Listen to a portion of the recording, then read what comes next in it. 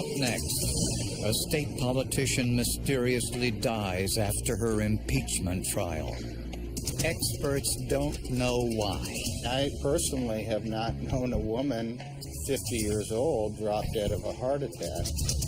A microscopic clue points towards foul play.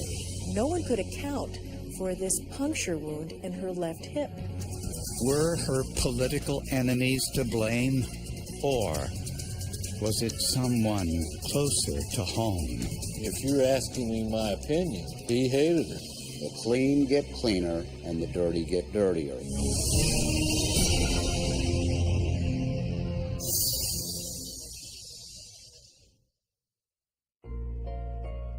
Kathy Augustine was one of the most colorful politicians in Nevada state politics.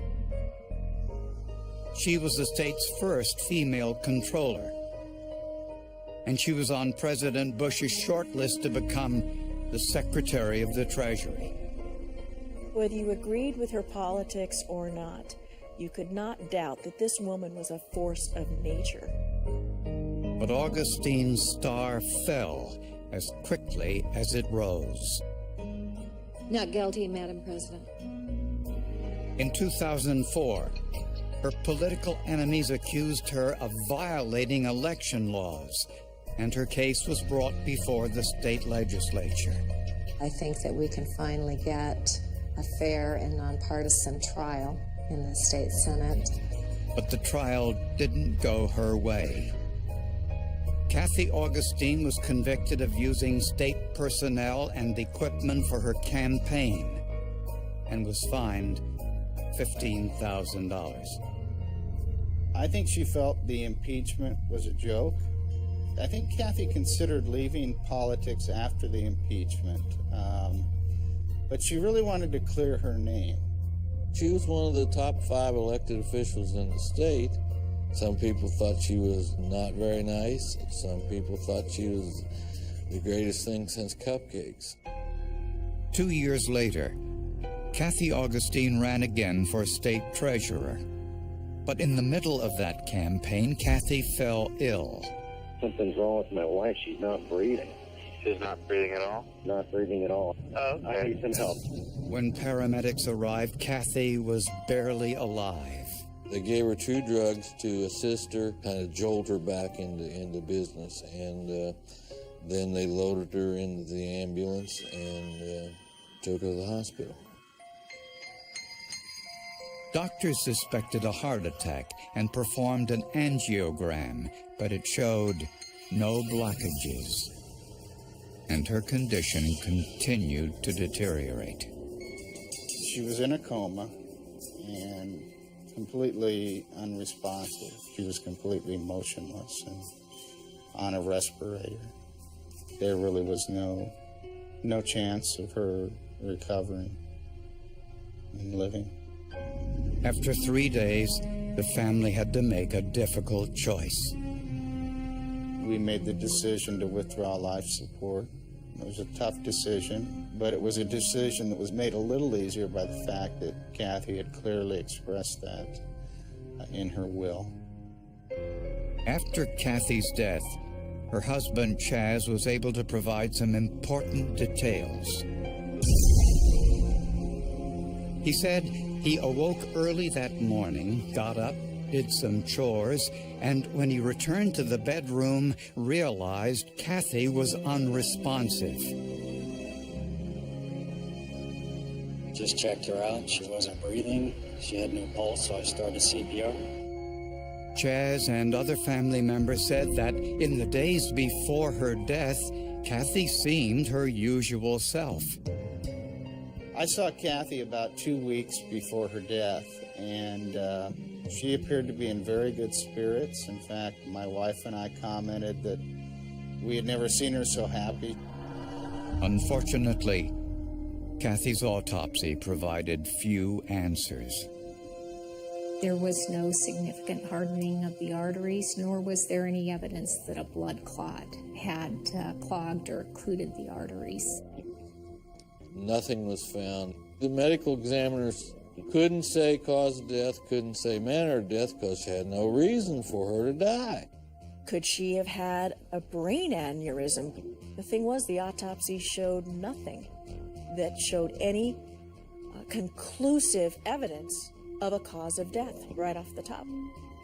So what caused Kathy Augustine's death? The family wanted answers.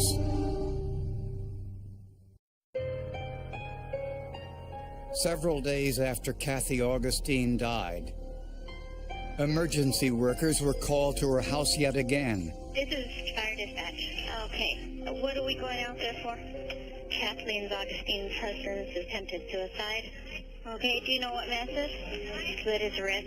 He's unconscious. We got a call from a neighbor that an ambulance was outside Kathy's home and they were wheeling Chaz away. Chaz Higgs left a suicide note saying he couldn't live without his wife, Kathy. He blamed her political enemies for her death. Thank you for taking my wife away from me. She was fighting for her life, a life that was taken away by non-caring politicians. My wife's career was ruined by you. I want to be buried beside my wife so we can hold hands in the sunshine.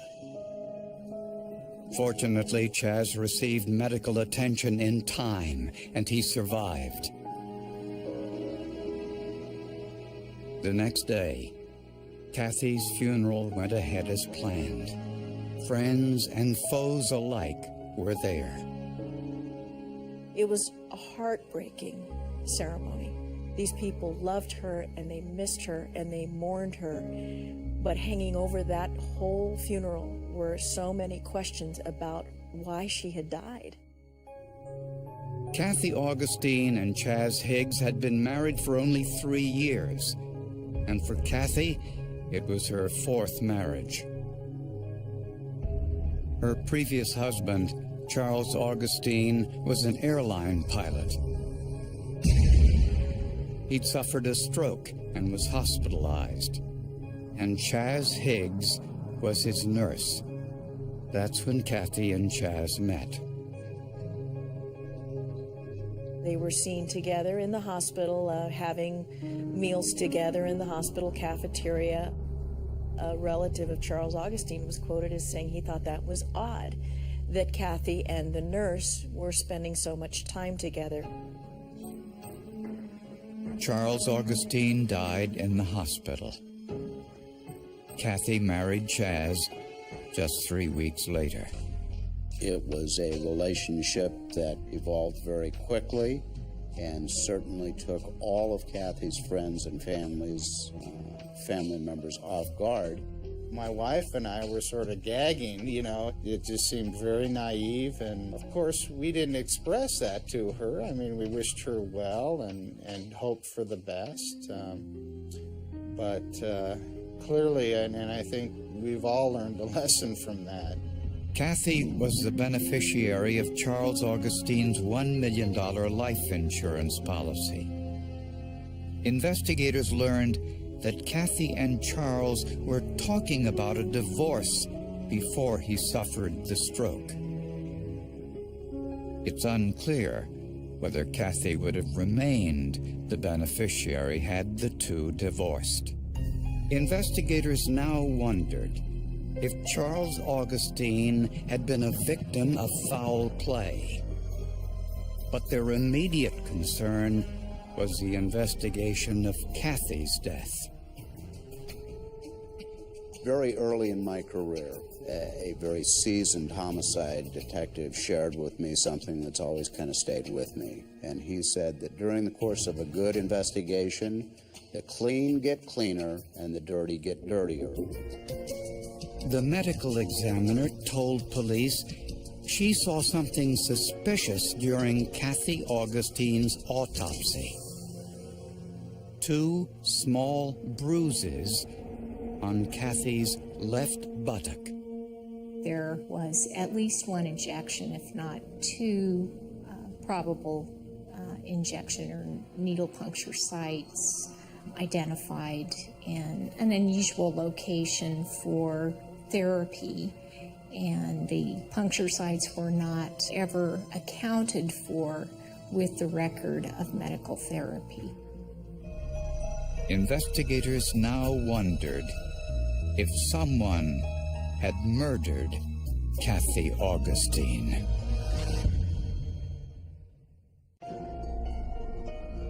As police investigated the death of Kathy Augustine, they had to consider the possibility that her husband, Chaz Higgs, a registered nurse, was somehow involved. Chaz told everyone who would listen that their 3-year marriage was a happy one. Co-workers, however, disputed that. He used to say some nasty things about his wife. A nurse would see that he's busy doing something, walk over and say, "Is there anything I can do to help?" And his response usually was, "Yeah, get rid of my wife." A search of Chaz's computer revealed some surprising emails, which proved Chaz was having affairs. Chaz Higgs wrote to a woman, a co-worker, and said, I am doing everything I can to make this blank crazy, and it's working. I want to be with you. I don't want to be with her. You have my heart. Investigators were also suspicious when they listened to his entire 911 call. Something's wrong with my wife. She's not breathing. I don't know what happened to her. It's not trauma or anything. Said she's been really stressed, over the last 6 months or so. Hey, I'm going to do some more CPR, okay? Yeah, go right ahead. All right. He does not sound like the panic-stricken, grieving husband who is surprised to find his otherwise healthy wife unconscious, unresponsive, and near death. And ambulance workers said Chaz didn't look very concerned either. One of the things that the paramedics reported was Mr. Higgs's being seated in the passenger seat of the ambulance reading the newspaper as his wife was being rushed to the hospital. I don't care how tough you are. If your wife's in the back end of that ambulance and you don't know why and you're not certain she's going to survive, I don't think you can read the Macy's ads. One of Kathy Augustine's friends told police Kathy called her the night before she died. She said her 3-year marriage to Chaz Higgs was over. Chaz Higgs asked for a divorce the night before he found his wife dead in their bed in Reno. Kathy's estate was worth over $1 million. Investigators also learned that Chaz Higgs made an incriminating statement to a co-worker the night Kathy was planning to end their marriage. She was a nurse who worked with Chaz Higgs, and she said that on the night before Kathy Augustine fell ill, that Chaz had said, if you really want to kill someone, give them a shot of Sucks. They can't trace it post-mortem. To this nurse, Sucks was a substance called succinylcholine. Succinylcholine is a drug that is used to paralyze people. It's a paralytic drug. It's typically used when an individual is under anesthesia for an operation in order to paralyze their muscles. Succinylcholine is usually given in very small doses. It's fast-acting and leaves the body quickly. It has a half-life, which means the time it takes for half of the drug to disappear, of about 1 minute. In large doses, it's fatal. And as a critical care nurse, it's a drug Chaz Higgs would have had access to. But investigators were worried. If Chaz Higgs used succinylcholine, there would be no way to prove it, since the drug leaves the body so quickly. I was concerned that he might actually get away with murder. But investigators remained hopeful that if Higgs did commit murder, that he left some trace. Persons who break the law, fortunately for me, are not always, the brightest bulbs in the chandelier. Crooks make mistakes. If they were smarter, they wouldn't get caught nearly as often. Then a week after Kathy's death, police got a break. A nurse who worked in the hospital's emergency room called police with some important information. She said when Kathy was first admitted to the hospital, she and a co-worker didn't believe Kathy was having a heart attack. Instead, they suspected she had been poisoned. So they immediately took samples of Kathy's blood and urine and had them frozen. If Kathy had been poisoned with succinylcholine, freezing these samples might give investigators the evidence they needed. The succinylcholine survives longer in the urine because there are not enzymes in the urine that break it down like there are in the blood sample. Investigators acted quickly. There's only 2 labs that I'm aware of in the country that can test for succinylcholine. One of them is the FBI lab in Virginia. It was there that Kathy's urine sample was subjected to liquid chromatography mass spectrometry. The analysis was a targeted analysis. The instruments were set up specifically to look for succinylcholine. Kathy's urine tested positive for trace amounts of succinylcholine. Had the samples not been frozen immediately, it would have been useless. Chaz Higgs was arrested and charged with his wife's murder. In searching his car, they found a stack of 3x5 cards. The very top card told all of the uses and dosages for succinylcholine. Investigators now wondered if Kathy's previous husband, Charles Augustine, had been murdered too.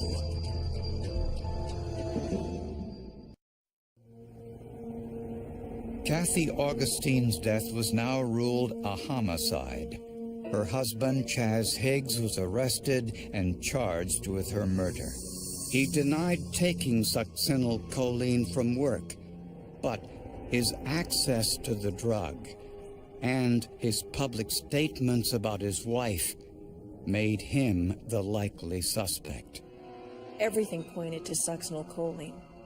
Chaz Higgs had access to it, that Chaz Higgs was angry with his wife, that Chaz Higgs had mentioned using that particular drug on someone in order to kill them 12 hours before her body was found. Prosecutors believe Chaz woke up before Kathy on the morning of the murder. He filled a syringe with the succinylcholine he had probably stolen from work and injected her as she slept. He called 911 to report finding his wife unconscious. To his surprise, emergency technicians revived her and took her to the hospital. There, 2 nurses immediately suspected some sort of poisoning. They took blood and urine samples and froze them for later analysis. Had that not been done, the outcome may have been very different. We're very fortunate in our community that those medical professionals had the foresight to guard that sample, to preserve it properly. It was quickly frozen and made available for forensic testing, and those things all played to our favor. And the motive? If you're asking me my opinion as to what the motive was, he hated her. You know, I've seen kids killed over tennis shoes, over $2 or $3. I've seen spouses kill each other over the most moronic of arguments.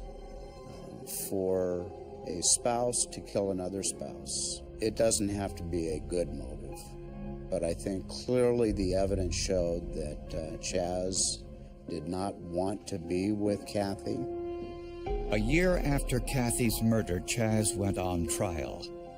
The day before he was to take the stand, he attempted suicide yet again. I think it was another selfish attempt for him to misdirect attention away from what he had done and to try and garner sympathy from the jury.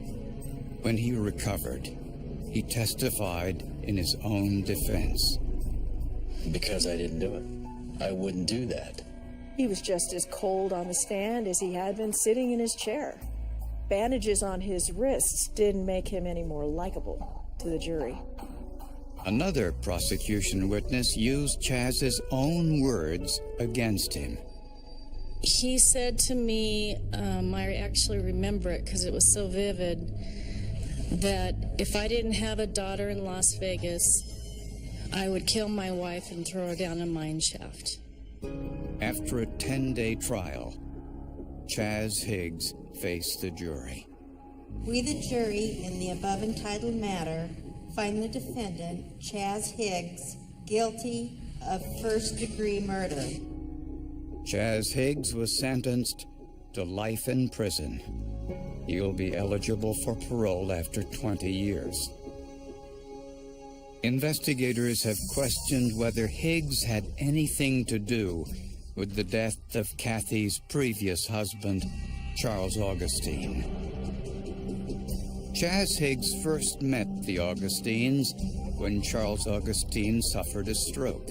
Higgs was one of his nurses at the hospital. That's how he first met Kathy.